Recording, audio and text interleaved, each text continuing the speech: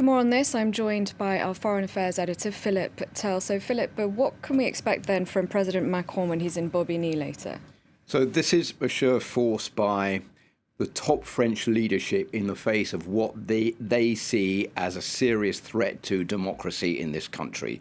If you've got Emmanuel Macron out on the front line today, that is a sign that the government and the presidency of France are taking this extremely seriously.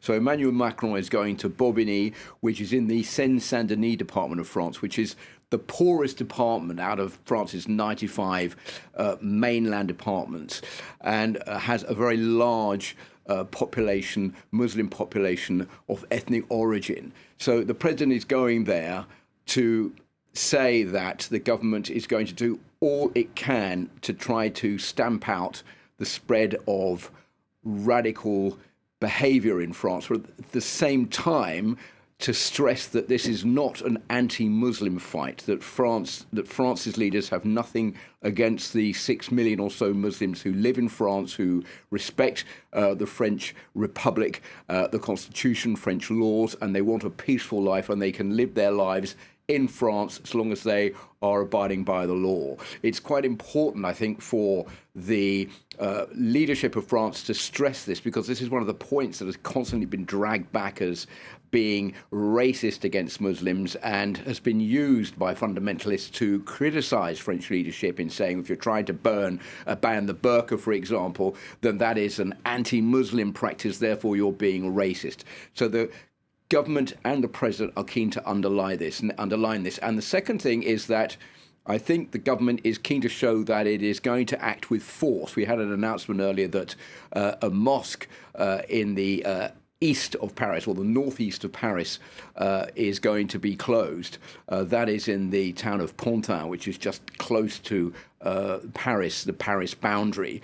And that mosque is reportedly, the head of that mosque is reported to have posted an image on Facebook or on social media criticizing the teacher Samuel Paty, who was beheaded, for the action that he took in showing these caricatures of the Prophet Muhammad. And that mosque appears to be probably going to be closed for at least 6 months.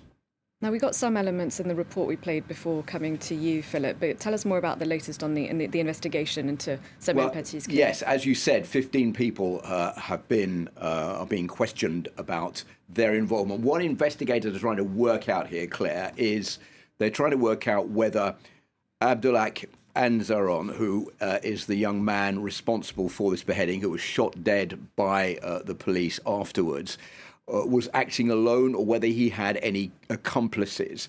That is the main aim of the investigation at the moment. So 15 people are being questioned. These 4 school children are being questioned. As we were seeing in that report, they were offered money to indicate, to point out which person was Samuel Paty to the person who killed him, which I think leads investigators to believe that this attack wasn't very well thought out beforehand, because the attacker didn't actually know what Samuel Paty looked like before he went ahead and killed him.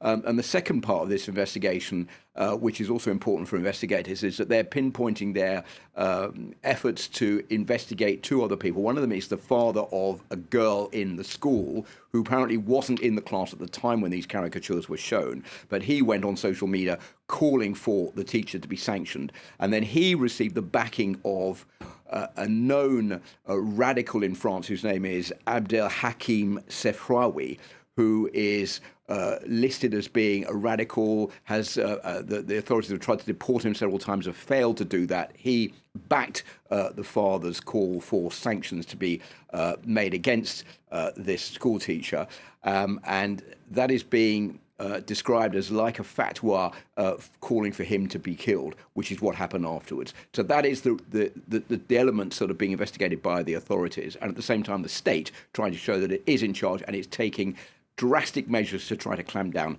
against the spread of radical Islam in France. All right, thank you very much, Philip.